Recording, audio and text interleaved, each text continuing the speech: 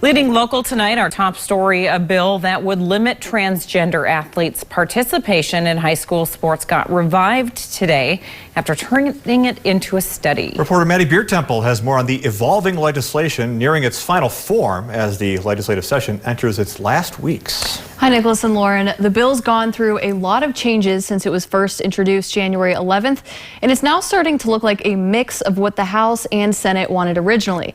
In conference committee today, 4 lawmakers voted to bring back a version of the ban that the House approved and tack on the study that the Senate approved.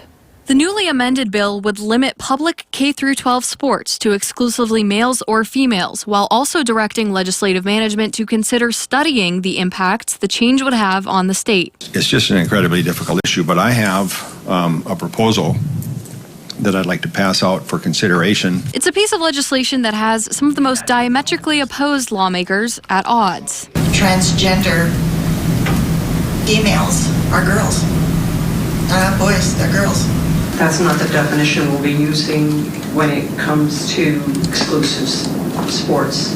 I take offense at that. The committee's Democratic duo brought up financial concerns of litigation, negative economic impacts with sporting events avoiding the state, and notably discrimination. And I'm afraid what we're teaching them by this action is that discrimination's okay, intolerance is okay, prejudice is okay, and that some people can be excluded regardless of whether there's any fact base for it. But the majority Republican lawmakers said those costs were speculative and they shouldn't refrain from passing a good bill in fear of a legal challenge. To remind the committee that the Attorney General's office has often defended challenges to North Dakota statutes, and that is his job. That is nothing new. The bill would, however, allow for females to play on a male team.